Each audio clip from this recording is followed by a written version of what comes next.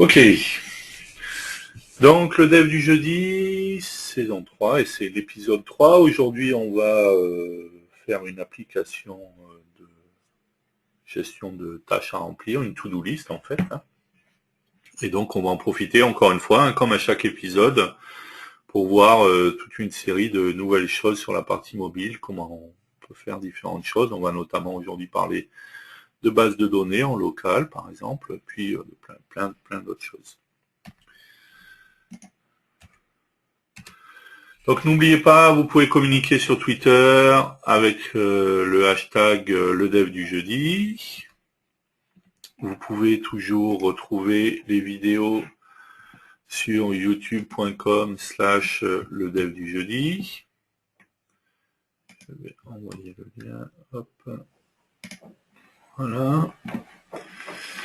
Donc n'hésitez pas à aller voir les épisodes que vous n'auriez pas vus. Les 2 premiers épisodes sont déjà dessus. Un rappel sur les offres en cours. Pardon. Donc je rappelle que jusqu'au 31 décembre 2013, toutes les personnes qui ont une version de Delphi, de C++ Builder, un BDS, un RADstudio, tous ces outils-là, ont droit aux tarifs mis à jour à partir du 1er janvier 2014. Il faudra au minimum être en version 2010.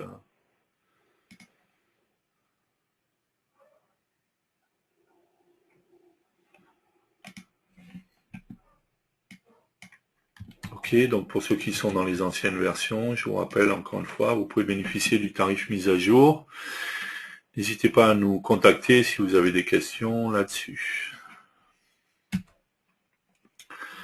Le bonus pack, donc encore une fois, si vous achetez une version X5, même si vous avez déjà acheté une version X5, vous pourrez bénéficier du bonus pack. Le bonus pack, c'est quoi? C'est tout simplement une série d'outils et de comment ça s'appelle, et de composants que vous allez auxquels vous avez accès gratuitement. D'accord? Donc vous allez commencer par avoir accès à un pack de styles premium, les styles Jet et Diamond, qui sont valables sur toutes les plateformes, Android, iOS, Windows et macOS. Vous allez également avoir un outil qui s'appelle MIDA Converter.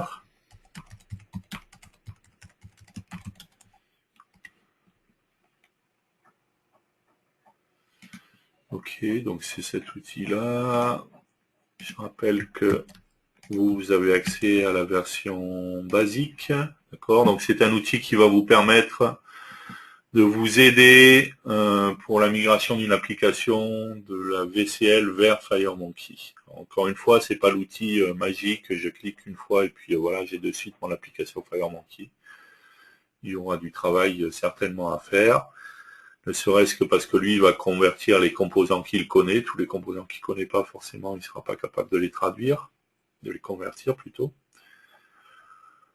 Donc c'est un outil qui peut aider à la conversion, voilà, et vous avez droit à une version gratuitement.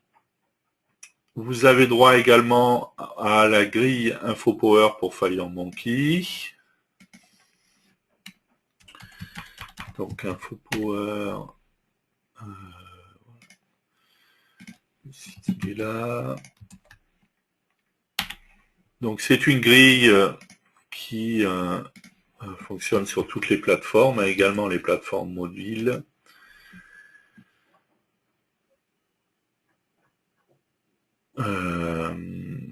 Donc également les plateformes mobiles, le Windows, macOS et ainsi de suite. D'accord. Donc n'hésitez pas, vous avez droit à une version gratuite. Je vais donner les liens après pour récupérer ces versions.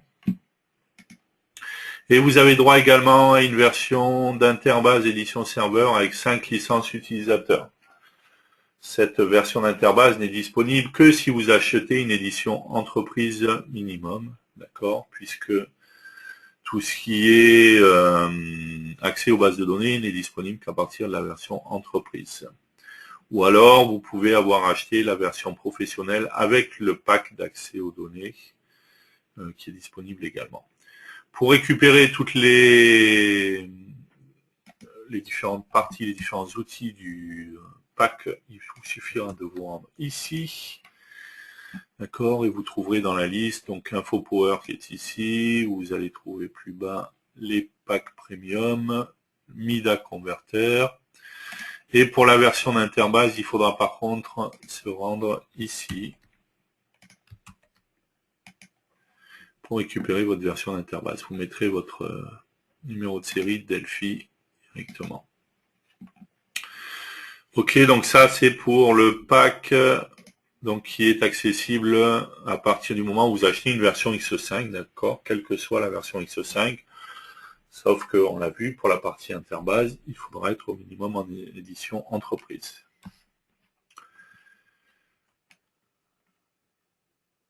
Ok. L'édition Ultimate, donc à partir du jusqu'au 31 décembre 2013, si vous pouvez acheter une version Ultimate au tarif de l'édition entreprise. Je rappelle que l'édition Ultimate va vous permettre de bénéficier de 3 outils supplémentaires. Un premier qui est RapidSQL, qui est un requêteur SQL qui vous permet de faire du débugage SQL aussi, étant des points d'arrêt et autres.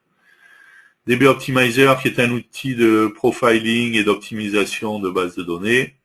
Et DB Change Manager, qui est un outil qui permet de gérer le changement au niveau de ma base de données. Donc jusqu'au 31 décembre 2013, pour le même prix que la version entreprise, vous pourrez avoir la version Ultimate, que ce soit pour RADstudio, Delphi ou C++ Builder. X5 bien sûr.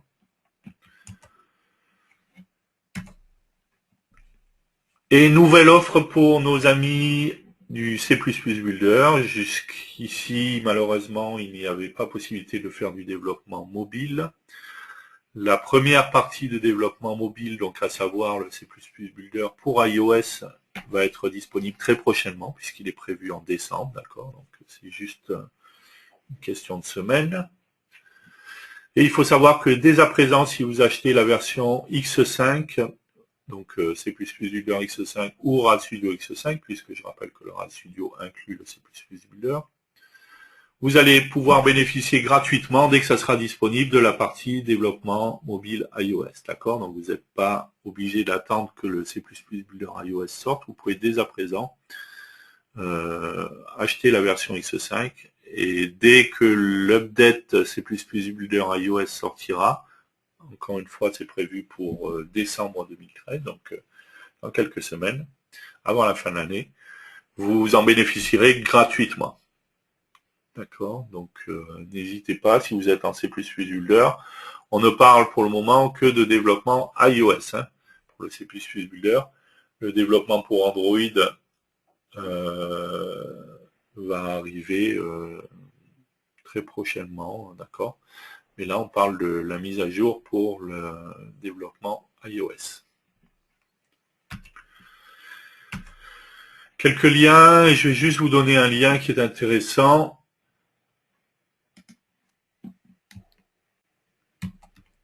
C'est une personne qui est en Australie, qui est MVP en fait, et qui a publié un lien sur comment tester sur la partie mobile si je suis connecté au...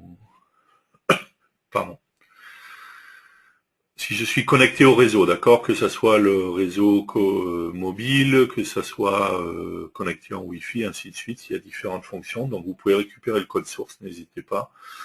Il y a des unités pour iOS et pour Android, donc qui vont fonctionner sur les deux plateformes. Ça peut être pratique.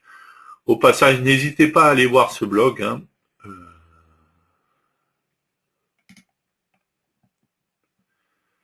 D'accord, le blog de Dave Notage, qui est un Australien qui est MVP. Parce qu'il publie des choses régulièrement et surtout il publie des choses sur toute la partie mobile. Donc allez voir son blog, n'hésitez pas à aller le voir régulièrement. Il y a des tas de codes d'exemples sur la partie mobile. Voilà, donc c'est intéressant à aller voir et il ne faut pas hésiter.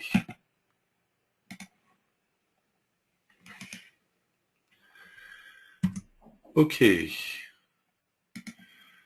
Alors, pour commencer, déjà, est-ce qu'il y a des questions par rapport à ça? Est-ce qu'on vient de voir?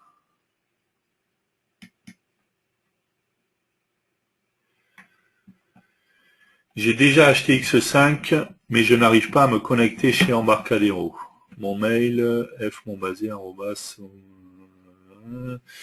je ne connais ni l'identifiant ni le mot de passe correspondant. Donc, si vous avez la X5, si vous avez installé la X5 qui est enregistrée, c'est que vous avez un compte DN.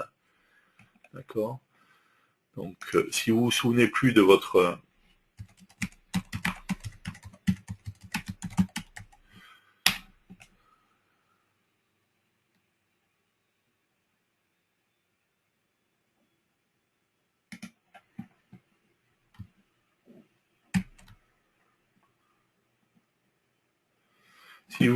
Si vous connaissez plus, pardon, votre mot de passe pour votre compte EDN, vous pouvez aller ici sur edn.embarcadero.com. Tout en haut ici, vous avez Logon, vous allez pouvoir aller sur Logon.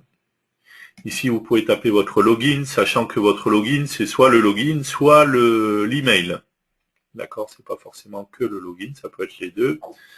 Si vous vous souvenez plus de votre mot de passe, vous pouvez taper ici votre email.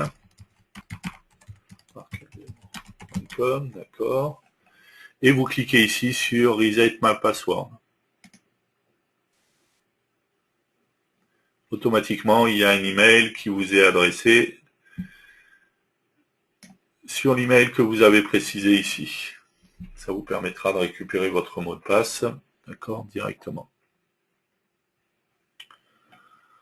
Bien entendu, pour tout ce qui est les récupérations d'informations ici, il faudra bien entendu se loguer. Donc, si vous allez sur les liens et que vous voulez faire download, étant donné que je ne suis pas logué, je le vois ici, il va me demander de me loguer. D'accord? Donc, soit avec mon login, mon mot de passe, soit avec mon email et mon mot de passe.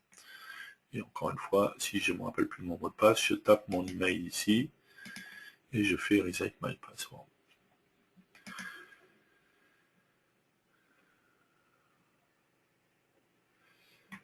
Ok. Je n'ai aucun son, suis-je le seul?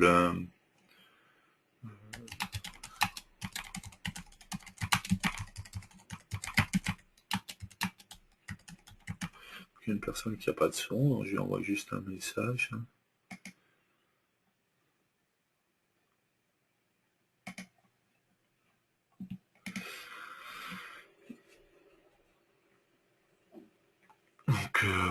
Donc, plusieurs personnes précisent qu'ils ont bien du son, donc a priori ça fonctionne bien. Cette personne qui doit avoir un problème avec le son sur sa machine. J'ai copié et installé le fichier de release APK sur ma tablette Android 4.04. Installé et lancé mon application. Je n'ai qu'un écran noir. Une cause possible. Est-ce que vous avez vérifié déjà, c'est la première des choses, que l'application, que votre tablette a bien les prérequis minimum, quoi. Donc à savoir d'avoir Néon, d'être en version d'Android. Alors on va pouvoir retrouver ça.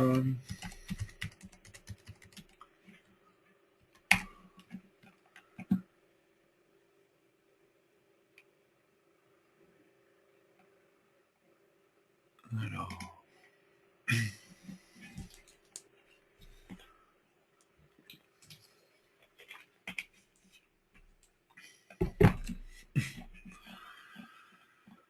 On va voir si c'est bon, on le trouve ici.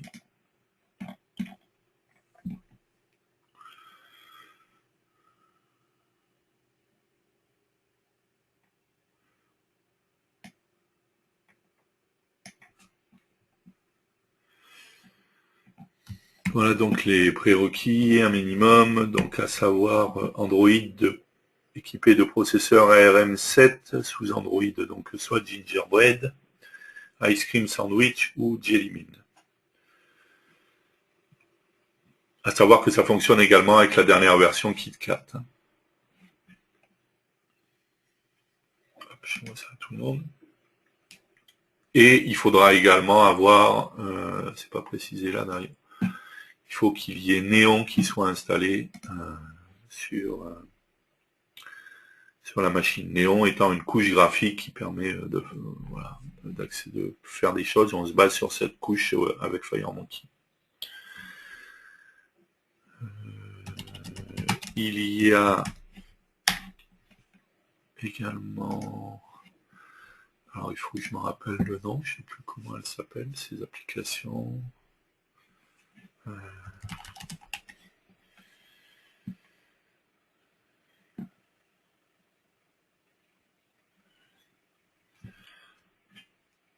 je ne sais pas si je l'ai gardé ou pas.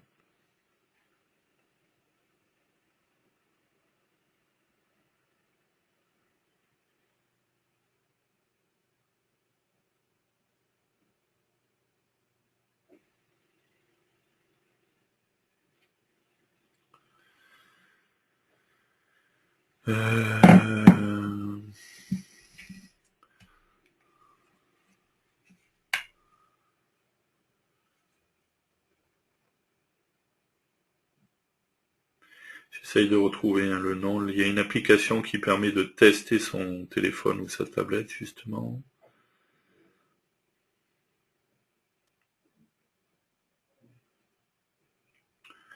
J'essaye de retrouver le nom de cette application.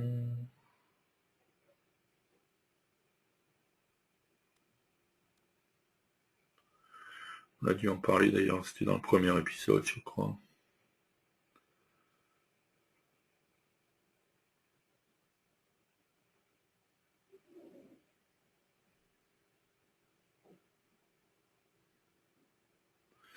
Bon, je ne retrouve plus là, j'essaierai de rechercher tout à l'heure pour trouver. Donc il y a les prérequis que je viens d'envoyer et en plus il faut avoir Néon. Alors il y a une application qui existe sur Google Play. Alors attention, s'il y en a une qui est payante, mais il y en a une autre qui permet de tester justement. Parce que vous avez celle-ci qui est payante. Ah voilà, il y a une personne qui vient de me préciser le nom, c'est 6check. Voilà. Donc n'hésitez pas à télécharger sur votre téléphone. Donc merci à Florent de m'avoir donné le nom, c'était le nom que je cherchais. Donc n'hésitez pas à charger sur votre téléphone ou sur votre tablette cette application. Et à vérifier, ici vous voyez bien sur cet écran-là que Néon, il y a bien le support de Néon, en plus des prérequis que j'ai donnés, voilà, qui permettra de vérifier si votre tablette ou votre téléphone est compatible et peut fonctionner avec les applications FireMonkey. Peut-on utiliser extract file path param.str de 0 pour connaître l'emplacement de l'application sur le téléphone? Donc non, c'est pas la bonne manière de faire. Ça tombe bien, ça fait partie des choses qu'on va voir aujourd'hui. Donc vous verrez comment on fait, mais en l'occurrence, on va pas faire comme sur Windows en fait. Y a-t-il la possibilité de faire une mise à jour par rapport à un produit concurrent? Oui, bien entendu, vous avez la possibilité de mettre à jour un produit concurrent. Il n'y a pas de souci là-dessus. Tout dépend. Alors après, le système est différent si vous êtes sur AppWave ou en Network Name. Mais dans les deux cas, de toute manière, on peut faire des mises à jour, bien entendu. Bonjour, j'ai une licence Delphi X5 Ultimate, mais pas les liens pour télécharger RapidSQL, qui semble être inclus avec. Suffit-il de télécharger la version trial et de mettre le numéro de licence de Delphi X5? Non. Pour connaître les liens, tout simplement, vous allez dans le répertoire où vous avez installé votre application, c'est Programme File, Embarcadero, RAD Studio, 12.0. Et ici, vous avez un fichier install.fr.html. Alors, je vérifie bien que c'est celui-là.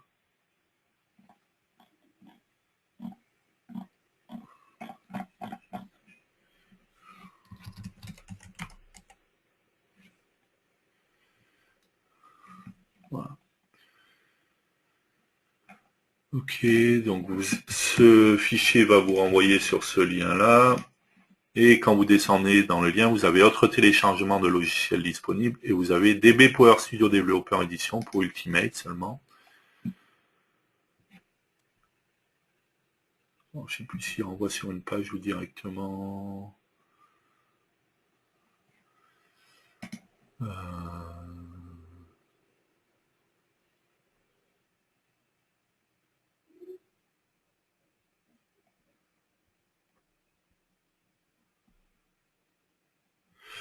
Ouais, c'est pas celui-là de fichier, pardon. C'est pas install, c'est available download.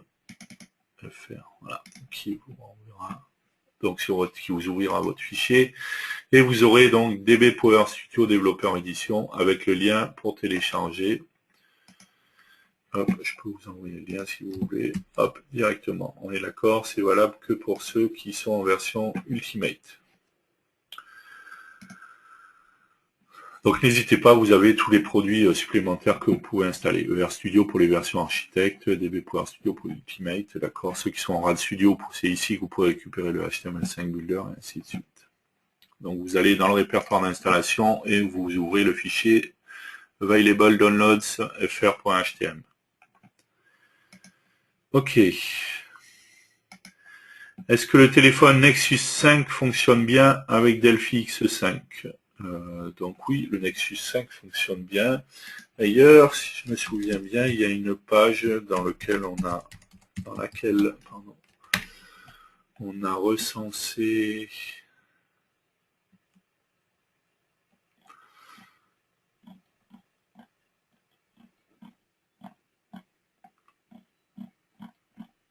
alors, qui c'est qui avait fait ça? Je sais pas si c'est pas David Hay.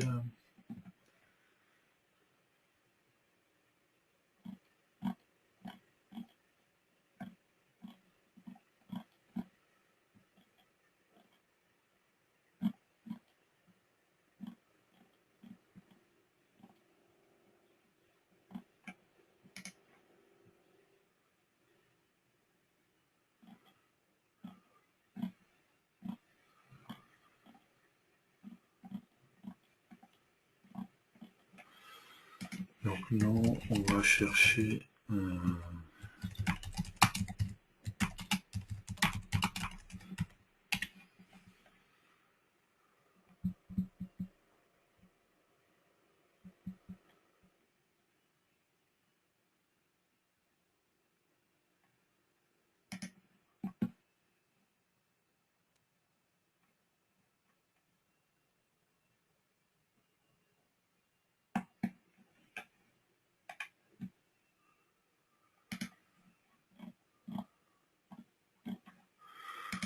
Voilà, il y a une liste, c'est ici. Alors, elle n'est pas exhaustive, mais en général, elle est mise à jour régulièrement, donc n'hésitez pas à la voir. Encore une fois, elle n'est pas exhaustive. Hein, il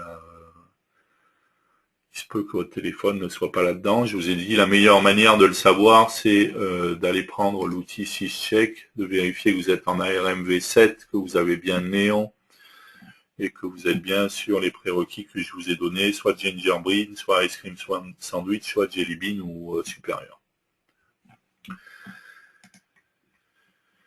J'ai redémarré mon coucou et c'est bon, merci. D'accord, c'était pour la personne qui n'avait pas le son, je crois. Ok.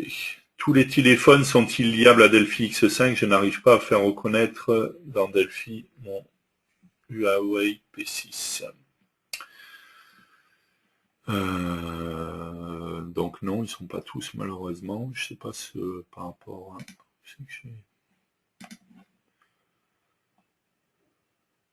Encore une fois, je vous ai dit, le meilleur moyen pour tester, c'est l'application SysCheck.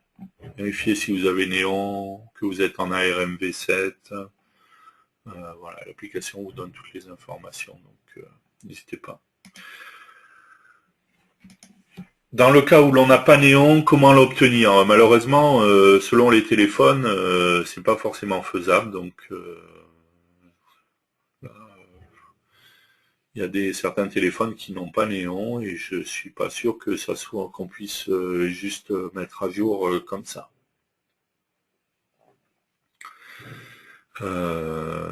Voilà, donc j'ai pas forcément d'infos là-dessus, mais je sais qu'il y a certains téléphones où c'est pas faisable, notamment parce qu'il n'y a pas néon et qu'il n'y a pas de possibilité de mise à jour en fait. Donc ça dépend vraiment des téléphones en fait. D'autres questions?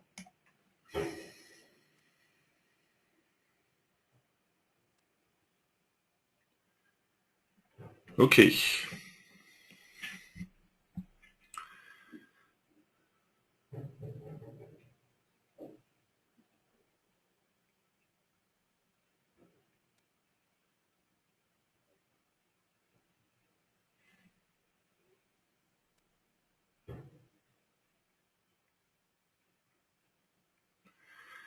Alors,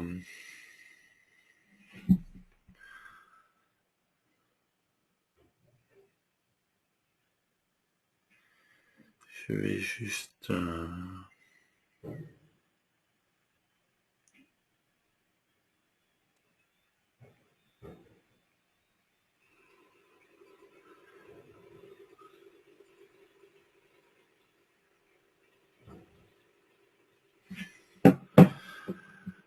S'il n'y a pas d'autres questions, ok, on va commencer donc, et on va passer sur Delphi. Donc on a vu déjà pas mal de choses dans les 2 premiers épisodes, on va continuer à voir d'autres choses qui peuvent être intéressantes. Et on va commencer par parler d'accès à des fonctions plus spécifiques du téléphone, certaines plus spécifiques sur Android, mais qui ne seraient pas accessibles directement à partir d'un composant ou d'un objet qui aurait été créé. D'accord ? Si par exemple on regarde, je fais une application mobile. Ok, je suis sur une application mobile. Imaginons que je veuille faire vibrer mon téléphone. D'accord ? En l'occurrence, si je m'amuse à regarder, j'ai beau chercher vibre quelque chose dans les composants, je ne vais pas avoir de composants qui me permettent d'accéder directement à cette fonction. De la même manière, si je regarde en fait dans les unités ou dans les objets qui sont disponibles, je vais pas avoir un objet déjà tout prêt qui va me permettre de faire vibrer le téléphone sur Android. Pardon.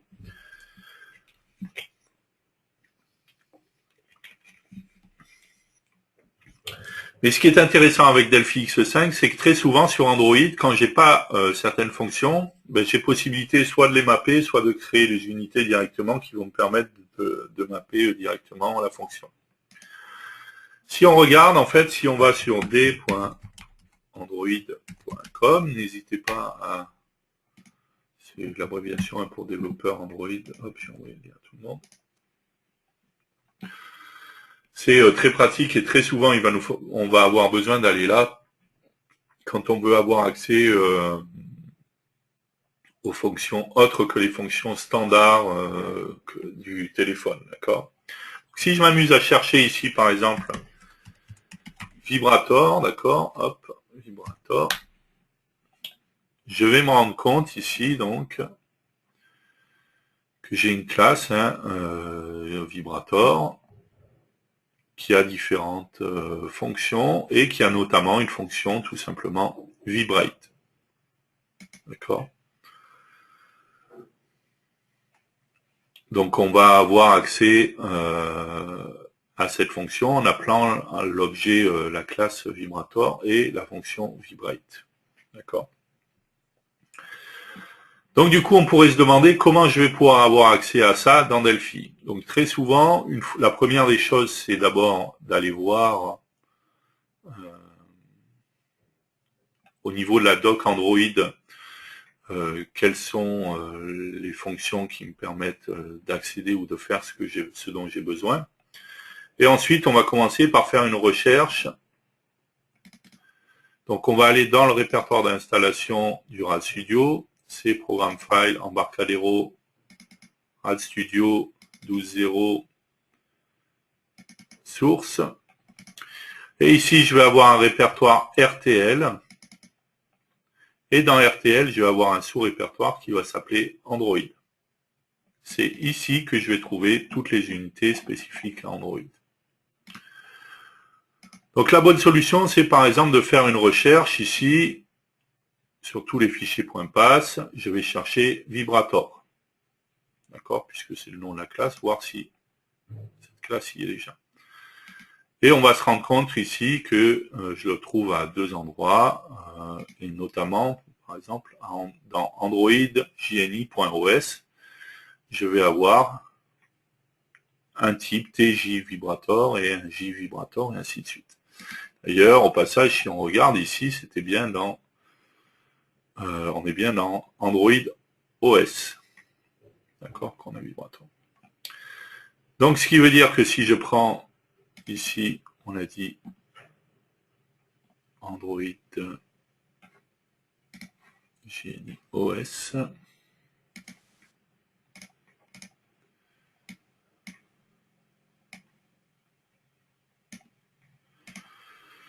On va se rendre compte que j'ai plein d'objets, de fonctions, d'accord. Et si je cherche donc Vibrator, je vais me rendre compte ici que j'ai une première classe, enfin une interface, pardon, chez Vibrator, d'accord, qui fait l'interface. On est bien sur Android OS.Vibrator. Ok, et ici je vais avoir mon interface et ici la classe directement. Et on va utiliser ça tout simplement pour instancier le vibreur sur mon téléphone. Donc on va voir comment on pourrait en fait faire instancier ces objets-là et y avoir accès. Donc pour ça, sur mon téléphone, on va rajouter un bouton. Ok.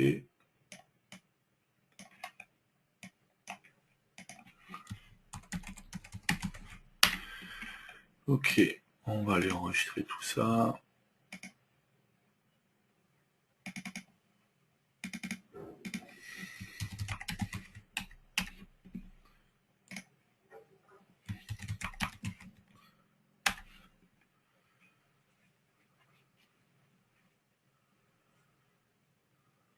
Ok.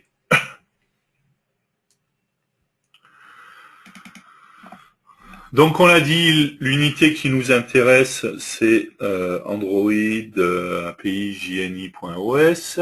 Donc on va rajouter ça dans notre usis. jni.os. On a vu également ici qu'on a des types JObject et JVibrator, d'accord. En l'occurrence, le JObject, il est défini dans Android API JNI Java Type.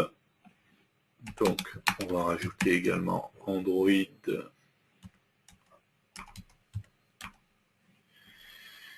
JNI Java Type. Voilà.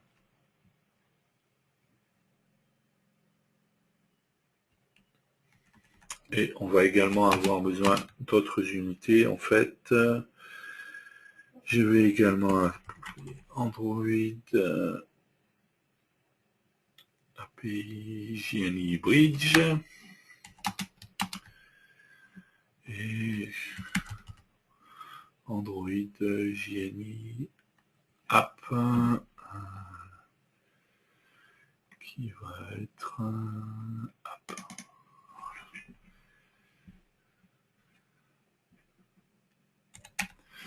Et on va rajouter ensuite FMX plateforme Android. Plateforme Android, voilà. Donc ensuite, je vais définir deux variables, d'accord. Une variable Vibrator OBJ qui est un JObject.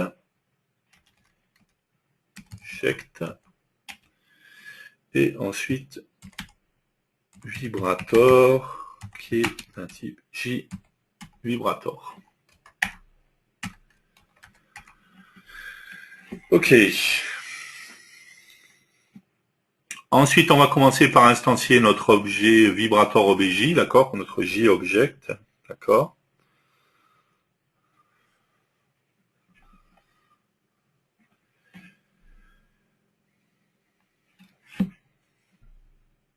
Pour ça, on va faire donc vibrator obj est égal, et on va se baser sur main activity.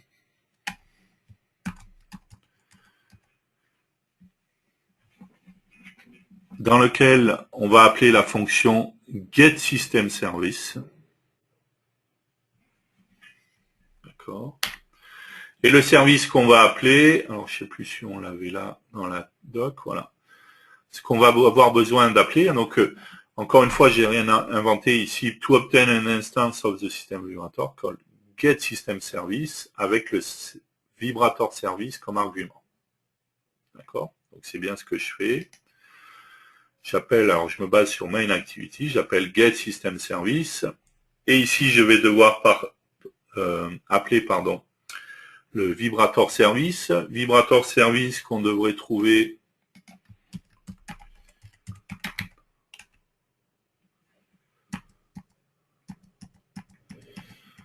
pardon, c'est pas là qu'on va le trouver, c'est justement, j'ai fermé ma fenêtre de recherche.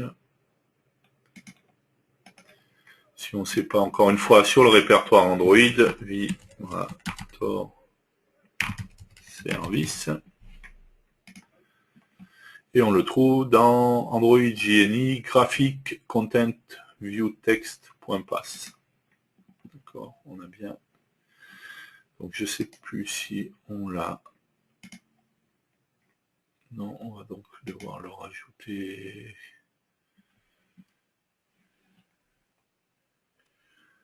On n'a pas besoin de le rajouter directement, en fait, tout simplement parce qu'on va y accéder différemment. On va appeler le type T, TJ Activity, qui concerne notre activité, donc. Point, alors, Java Class, et là, on devrait retrouver, voilà, la liste, et on devrait avoir Vibrator Service. D'accord. Donc encore une fois, qui est ici.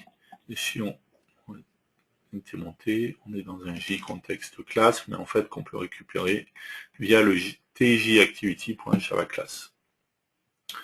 Ok, donc j'appelle bien le getSystemService en passant le vibrator service. Donc encore une fois, c'est ce qui était expliqué dans la documentation Android. Appeler le getSystemService avec le vibrator service. Ok, par contre, si on fait ça, on va se rendre compte ici que dans le vibrator obj, j'ai pas accès à la fonction vibrate, en fait, tout simplement parce qu'elle, c'est sur le type TJ vibrator. Si on revient ici.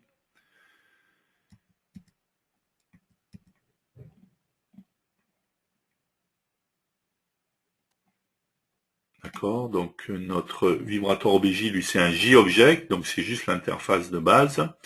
Il va falloir que j'utilise le GVibrator, qui est là, le type TJ vibrator. C'est bien lui qui a les procédures, d'accord. Et il va falloir que je mappe ça avec mon objet JObject pour pouvoir accéder directement. Donc pour ça, on va dire que vibrator, c'est égal au type TJ vibrator, d'accord, qui est notre classe, et on va wrapper ça, donc on a une fonction qui s'appelle wrap. On va wrapper ça tout simplement avec notre vibrator obj. On va le convertir, c'est la syntaxe, vous la connaissez une fois, après c'est bon. As i local object, point, et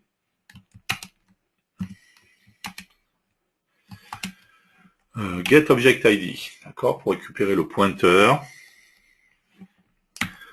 Donc ça nous permet d'instancier notre objet vibrator, d'accord. On l'a wrappé en fait avec l'objet qu'on a créé, qui lui, notre JObject qu'on a créé, qui lui a été créé comme indiqué dans la doc Android, d'accord, avec le getSystemService et en passant le service qu'on souhaite implémenter.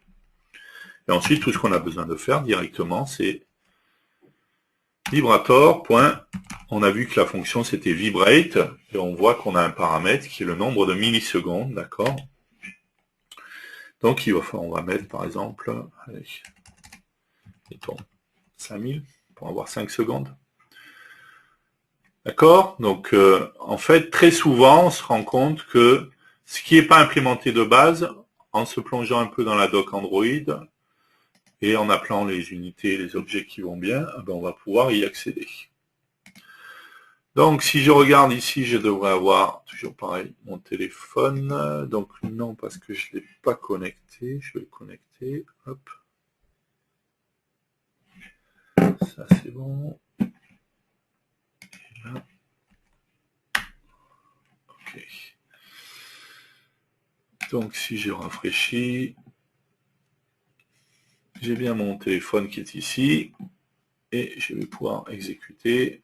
J'ai bien entendu le VNC qui a été mis sur mon application, sur mon téléphone.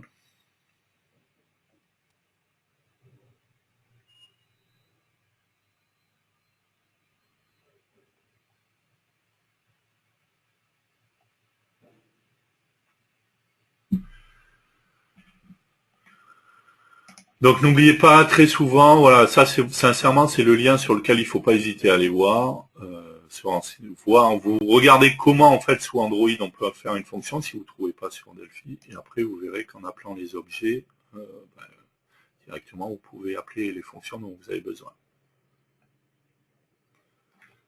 Pardon, hop, ça je m'en fiche.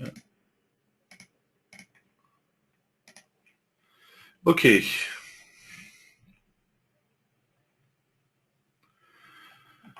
Donc ici j'ai mon téléphone, ok, j'ai mon bouton et logiquement j'appelle mes fonctions pour faire vibrer mon téléphone. Sauf que quand je vais cliquer, vous allez remarquer que vous avez un message qui vous précise que pour pouvoir appeler le vibreur, eh bien, il va falloir rajouter une permission. D'accord? Là, en l'occurrence, on n'a pas la permission.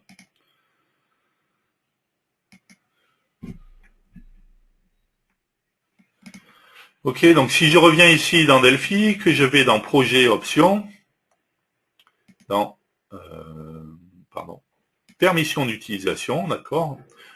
On avait déjà vu ça, on se rend compte qu'on a beaucoup de permissions et il va falloir tout simplement, il y en a certaines qui sont cochées par défaut d'ailleurs, au passage, je pourrais les décocher parce que j'en ai pas besoin spécifiquement.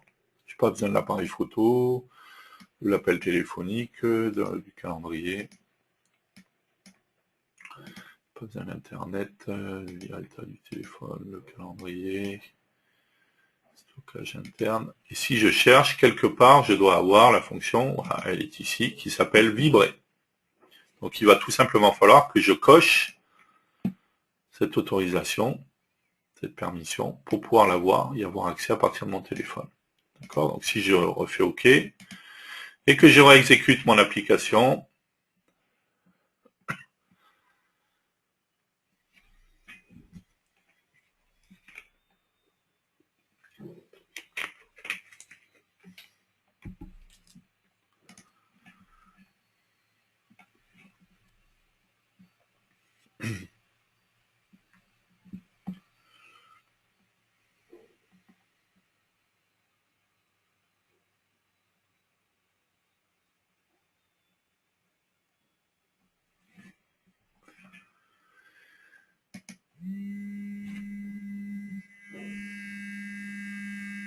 j'ai bien mon téléphone qui vibre.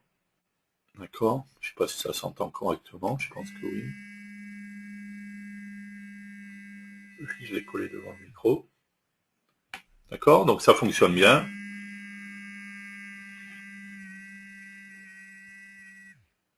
J'ai bien mon téléphone qui vibre pendant le temps déterminé. D'accord? Donc on le voit très simplement en fait. On va avoir possibilité d'avoir accès directement aux fonctions qui ne seraient pas implémentées de base. D'accord? Enfin, où il n'y a pas de composants, où il n'y a pas de...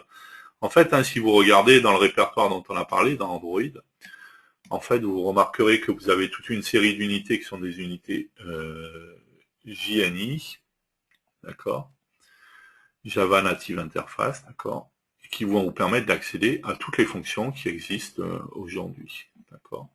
Et on va voir même juste après que même si c'était des fonctions qui n'existent pas, ben on aurait possibilité très simplement en fait de les créer, quoi. Ok, là on l'a vu, c'est le cas du vibreur, qui est relativement simple, et où on avait déjà les types qui étaient définis, hein, puisqu'ici j'avais bien les types JVibrator qui étaient déjà définis. Simplement, il n'y avait pas d'objet Delphi qui était fait pour ça, mais on le voit, je peux l'appeler relativement facilement.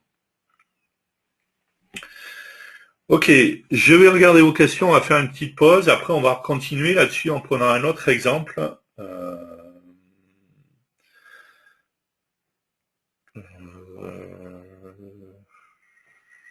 On va peut-être... Oui, on va faire ça. On l'a vu, on va finir avec un truc d'abord, qui est important, parce que ça va, on va le mettre en place avec le vibreur directement. On l'a vu, pour pouvoir utiliser par exemple le vibreur, on va avoir besoin d'avoir une permission. D'accord? On a vu que si on n'avait pas de permission, on avait un message d'erreur. Par contre, ce qui peut être intéressant, c'est de pouvoir tester dans l'application, est-ce que la permission, elle existe? D'accord? Plutôt que de dire, ok, je l'ai mise à l'application, tout simplement parce que après, la personne, au niveau de son téléphone, pourrait faire le choix d'enlever une permission, d'accord? De dire, ben non, je veux pas que cette application ait accès à ci ou à ça, et ainsi de suite, d'accord? Donc pour ça, on va voir comment on pourrait tester en fait une permission. Tout simplement, donc si on vient ici, qu'on reprend notre main activity, d'accord, on va avoir une fonction qui s'appelle check calling or self permission. D'accord, pour vérifier est-ce qu'on a une permission.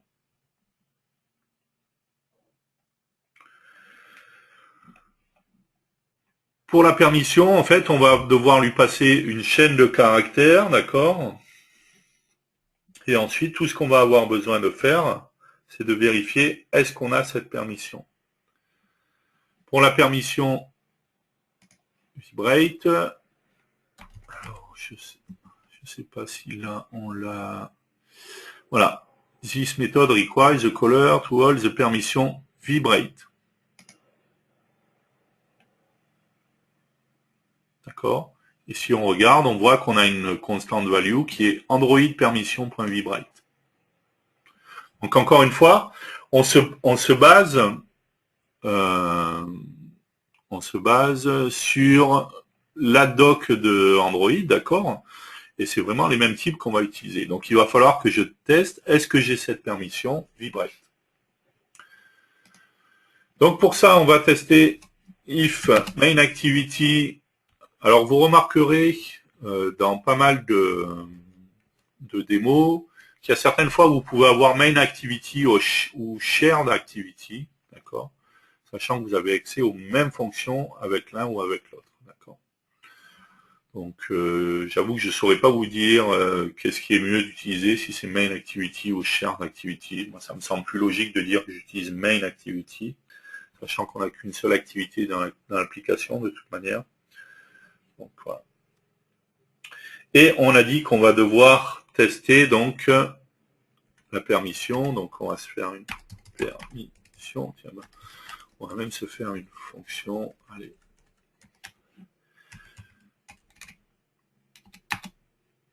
Fonction test permission. D'accord. Ok, on va passer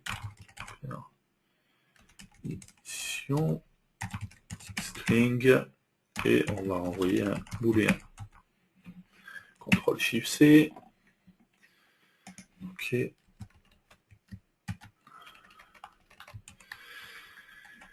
Ici, on va faire donc main activity.check calling or self permission. D'accord. Par contre, on se rend compte que là, ce qu'il veut, c'est un J-string. D'accord. Donc une chaîne de caractères mais Java. D'accord. Et tout simplement, en fait, on a tout, si on regarde, on a tout simplement des fonctions, voilà, string to J-string. On a la même chose dans l'autre sens, un J-string to string, d'accord, donc qui nous permet tout simplement de convertir. Donc là, on va convertir permission, ok. Et on va vérifier que ça, tout simplement, c'est égal à TJ. Est-ce que j'ai le package manager? Non, alors. Manager. Je vais voir, on ne me rappelle plus où c'est que c'est défini ça.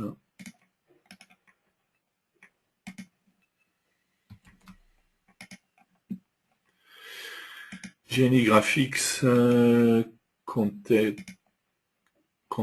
View Text. Donc là, ici, GNI Graphics, Content View Text. Ok. Package Manager. Point. Java Class. Point. Permission granted, puisque moi ce que je veux tester c'est est-ce qu'il y a la permission et pas permission denied pour savoir que la permission n'y est pas, d'accord? Permission granted. Et tout simplement on va faire que, au lieu de faire un if, on va faire que result est égal à main activity, check calling self permission. Donc on convertit bien un string vers un J-string de permission et on vérifie que c'est égal à permission granted. Encore une fois, ça c'est des choses, permission granted, je ne vais pas inventer, ça se trouve dans la doc, encore une fois, Android. Donc vraiment, il ne faut pas hésiter à aller voir ça.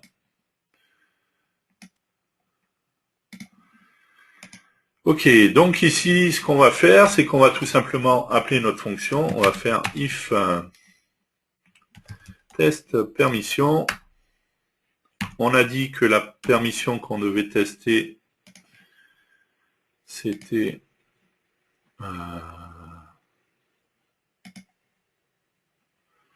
donc Android permission vibrate.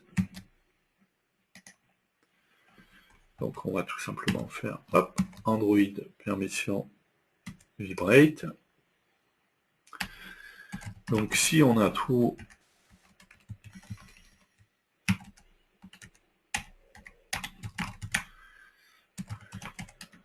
et sinon on va faire un show message.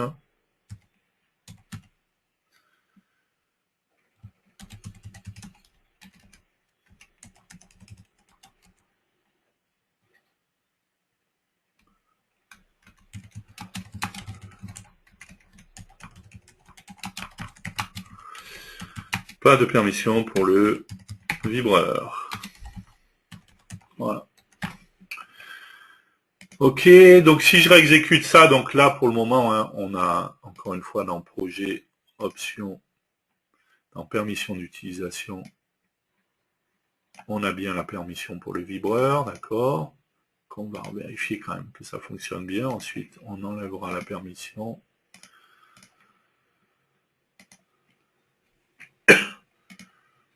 Pardon.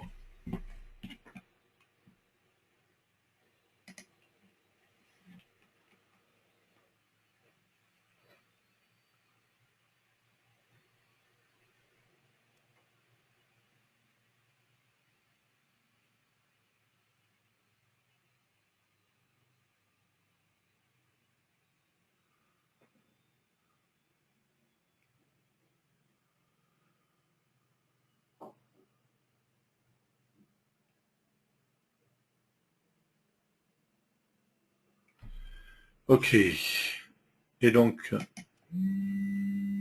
si je clique ici, ça fonctionne bien. Donc, ça veut dire que le test de ma permission a bien fonctionné. D'accord.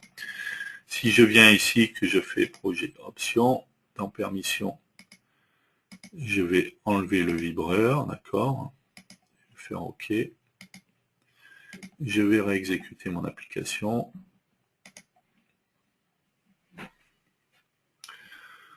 Donc il va désinstaller l'ancienne et réinstaller la nouvelle.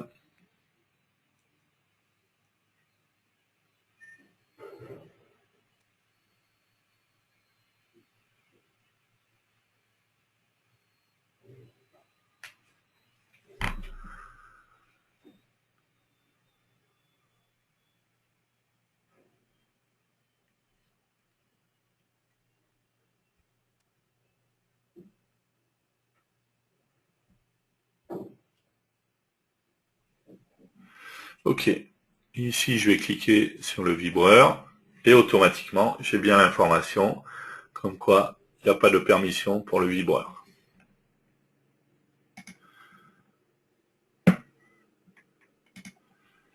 D'accord, donc on le voit assez facilement, on pourrait tester dans notre application si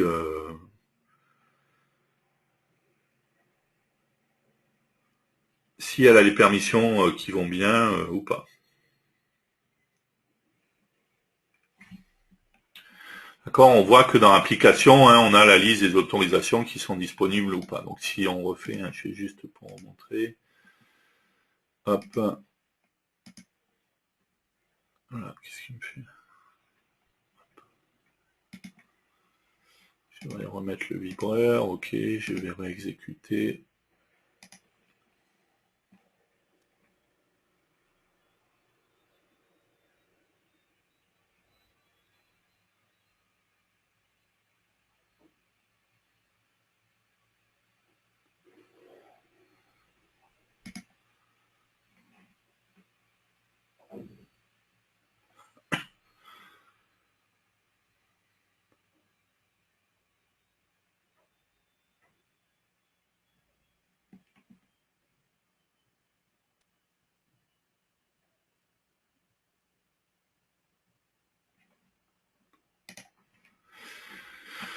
Ok, donc là, si je reviens juste dans l'application,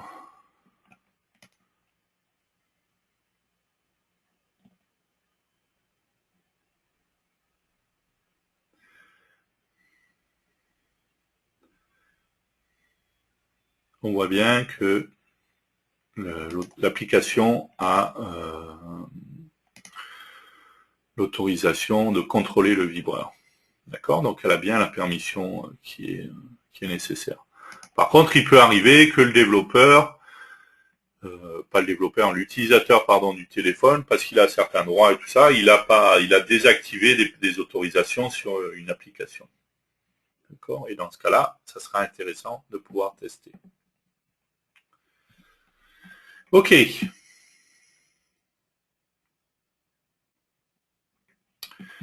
Alors, est-ce que vous avez des questions sur tout ça? Après, on va faire un petit pause. Après, on continuera. Je vous montrerai d'autres choses. Alors, je vais remonter.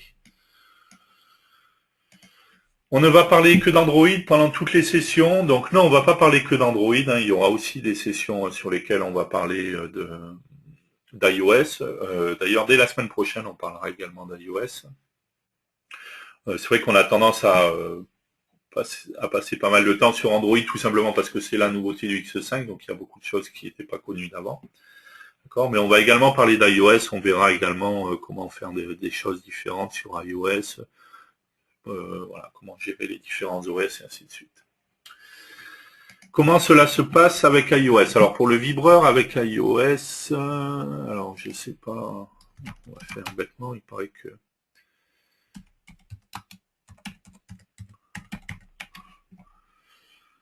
il me semble que j'avais vu.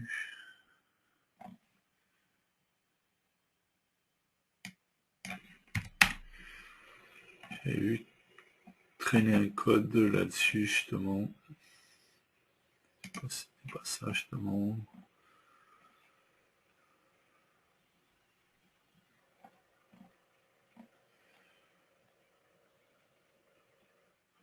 Voilà, c'est ça, parce qu'il faut appeler les services audio en fait. Voilà. Je vais donner le lien. Donc on est d'accord que ce qu'on a vu c'était valable pour la partie Android et que si on voulait le faire pour iOS, ben voilà, il y a le code qui est là. Donc bien entendu dans ce cas-là, il va nous falloir gérer des ifdef en fonction de si on le fait sur Android ou si on le fait sur iOS. Aujourd'hui, on ne verra pas encore la partie iOS, on va se concentrer sur Android. Mais on verra quelques petites particularités par rapport à iOS. Mais par contre, à partir de la semaine prochaine, on verra des choses spécifiques à iOS et on fera des tests aussi sur iOS. C'est la même procédure pour la torche. Alors, pour la torche, en l'occurrence, il y a une démo qui est disponible qu'on va trouver ici, donc dans Documents, Studio de 0, Sample. Alors, c'est Mobile Code Snippet, si je me rappelle bien.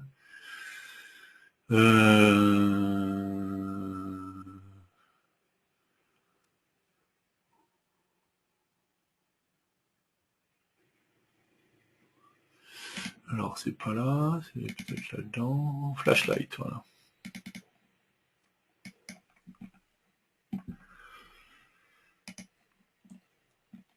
D'accord. Et sur Android, en fait, c'est tout simplement le composant, puisqu'on a un composant caméra, d'accord. En fait, quand on parle de la torche, hein, c'est tout simplement le flash qui est avec la caméra. Donc tout simplement, là, comme on a un composant qui est un composant caméra, on va directement utiliser ce composant et on a tout simplement sur ce composant une propriété torch mode, pardon, pour dire est-ce que le flash est actif ou pas, et on va tout simplement mettre à on ou à off. Voilà. Assez simplement, il n'y a pas, c'est encore plus simple que sur le vibreur, d'accord. Donc là, la torche est intégrée tout simplement parce qu'il y a un composant pour la caméra directement. Mais il y a certains cas, des fois, des choses qui ne sont pas intégrées et on a vu qu'on peut le faire assez simplement avec les objets et JNI en fait.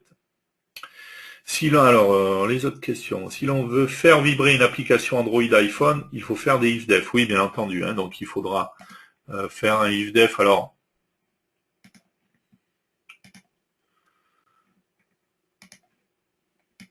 dans les ifdef, hein, je rappelle que voilà, ifdef, je peux faire Android, bien sûr. D'accord. Je mettrai mon code, par exemple, pour Android. Voilà, voilà, un diff, je vais y arriver. Et de la même manière, pour iOS, hein, je pourrais faire un ifdef tout simplement iOS. D'accord, donc je vais devoir gérer voilà, des ifdef différents avec le code pour Android et le code pour iOS. La démo pour utiliser le vibreur est géniale, mais j'imagine que toutes les fonctions ne sont pas forcément prises en charge dans Delphi. Alors, détrompez-vous, en fait, vous verrez que déjà, c'est ce qu'on a vu là, il y a plein de fonctions qui sont déjà prévues et pré-paramétrées, il n'y a plus qu'à appeler les classes. Et on verra justement juste après que dans le cas d'une classe qui n'est pas implémentée, eh ben, on a possibilité de se le faire soi-même assez facilement aussi.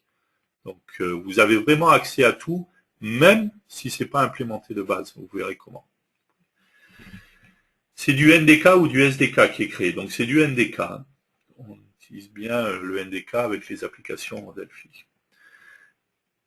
Est-ce que le principe des permissions est le même pour les applis iOS? Oui, c'est... enfin, sauf que... Non, c'est différent quand même entre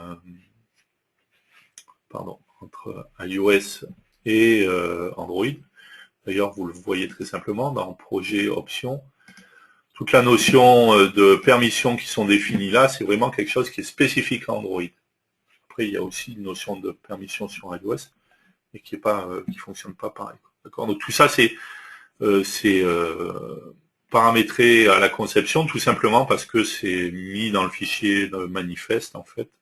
Si vous regardez dans le répertoire de votre application, regardez ça. Hop.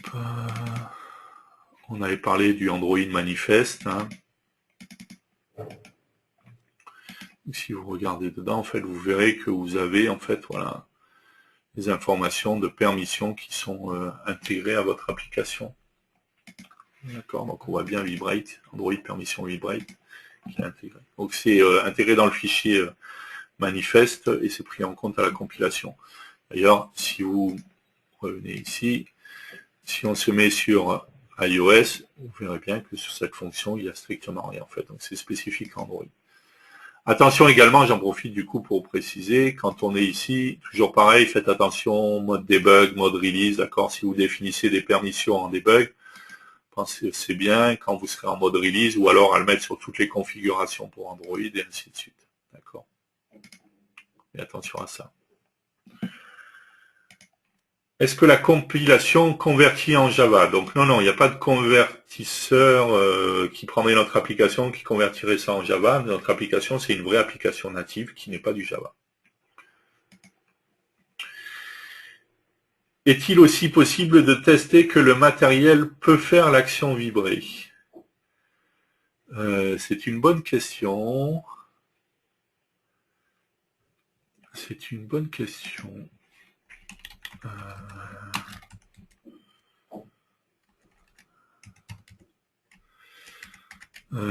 C'est une bonne question, c'est une bonne question. Je vais regarder ça, on va revenir après là-dessus. Je me le note.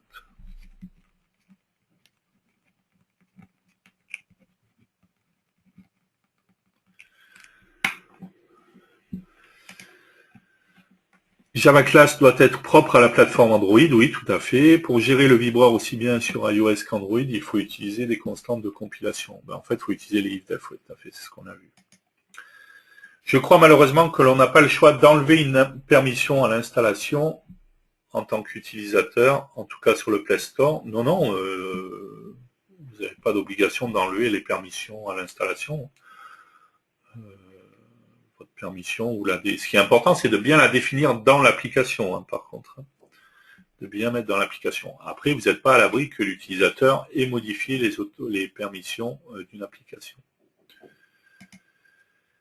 Est-ce que c'est du code natif? Donc oui, c'est une vraie application native que vous avez au final. Je vois pas trop l'intérêt de ce test. Comment l'utilisateur peut pas le lier à cette absence? Donc le test, je sais pas si on parle du test de permission. Donc c'est vraiment pour tester. C'est pas parce qu'on l'a mis sur l'application, c'est le fait que la règle que l'utilisateur a le droit de faire ce qu'il veut avec son téléphone. Le but, c'est de dire que même si moi j'ai mis la permission dans mon application, malheureusement, parce que l'utilisateur peut faire à peu près tout ce qu'il veut avec son téléphone, l'utilisateur a possibilité de modifier des permissions sur les applications et de dire non, je n'autorise pas l'application à vibrer. Alors vibrer, c'est plus rare, mais par contre, régulièrement, ça arrive sur iOS, d'ailleurs, souvent, ils nous posent la question à savoir si on autorise l'application à accéder à Internet, à utiliser la géolocalisation, ce genre de choses. Et on a le droit de refuser, voilà, c'est notre droit. Même si nous, dans l'application, on a voulu rajouter ces fonctionnalités-là, en fait. Donc, d'où l'importance de pouvoir tester, en fait, parce que même, encore une fois, même si moi, j'ai défini la permission dans mon application, rien n'empêche que l'utilisateur l'ait désactivé. Et s'il a désactivé, il faut que je ne le fasse pas, quoi. Dans ce cas-là, visiblement, la permission n'est pas accordée, c'est que le développeur l'a oublié. Alors, par contre, il faut bien penser à la mettre dans l'application, d'accord? L'utilisateur va pouvoir empêcher une permission qui est intégrée à une application. Par contre, il va pas pouvoir rajouter des permissions sur l'application. Permission vibreur, pourquoi recompiler? Tout simplement parce qu'on l'a dit, parce que c'est intégré dans le fichier manifeste qui est packagé tout simplement dans mon fichier APK. D'accord? Donc il faut bien que je recompile mon application si j'ai modifié les permissions. Il suffit de changer sur Android. Non, alors non, on ne peut pas le faire dans l'autre sens. C'est-à-dire que je peux interdire une application d'accéder à Internet, par contre, je ne vais pas pouvoir lui rajouter un accès qui ne serait pas prévu dans l'application à la base. Pourquoi Delphi ne trouve pas TJ Package Manager chez moi? Quelle unité? Donc on l'a vu, c'est Android API, JNI, Graphics, Content View Text. Encore une fois, quand vous ne savez pas, n'hésitez pas à chercher en programme file le répertoire d'installation, source RTL, tout se trouve dans Android. Pour Android, bien entendu. Donc quand vous ne savez plus où sont vos objets de ça, de toute manière, vous cherchez là-dedans, vous finirez par trouver. Peut-on faire la même chose pour employer le système Toast d'Android au lieu de ShowMessage? Alors, c'est une très bonne question, parce que c'est justement ce qu'on va montrer juste après. Donc, voilà. Je ne vais pas répondre là. On va montrer comment on peut accéder à ça, justement, aussi. Ça sera un petit peu différent, justement, du vibreur. Où trouver les exemples de la torche caméra que nous venons de voir? Merci. Alors tout simplement dans les démos qui sont livrées avec RAD Studio, si vous vous rappelez plus le répertoire d'installation, vous allez ici, démarrer, tous les programmes, Embarcadero RAD Studio, et ici vous avez exemple. Cliquez ici, il va vous ouvrir le répertoire. Vous allez trouver des exemples mobiles dans FireMonkey Mobile et également Mobile Code Snippets. En l'occurrence, la torche, elle est dans FireMonkey Mobile.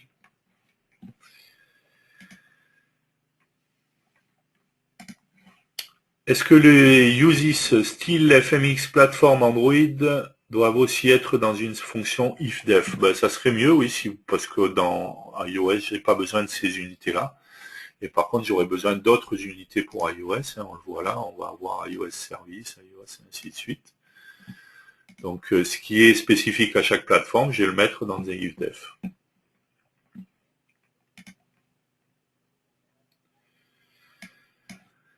Mais si l'on n'a pas des permissions, l'application ne peut pas fonctionner. On est d'accord que l'application ne peut pas fonctionner. Malheureusement, encore une fois, ça reste le droit de l'utilisateur de pouvoir faire ce qu'il veut avec son téléphone, d'accord, et de ne pas autoriser des applications à faire ci ou à faire ça. Donc dans ce cas-là, c'est à nous de l'avoir géré dans l'application, d'où l'intérêt de tester les permissions, pour pouvoir dire, ben, désolé, a priori, vous n'avez pas mis la permission, donc vous n'allez pas pouvoir accéder à telle ou telle fonction. Voilà. C'est important de le faire, en fait. Voilà. Parce que ce sera mieux qu'il ait un message parlant en français plutôt que le vilain message qu'on a vu tout à l'heure où il n'y avait pas la permission.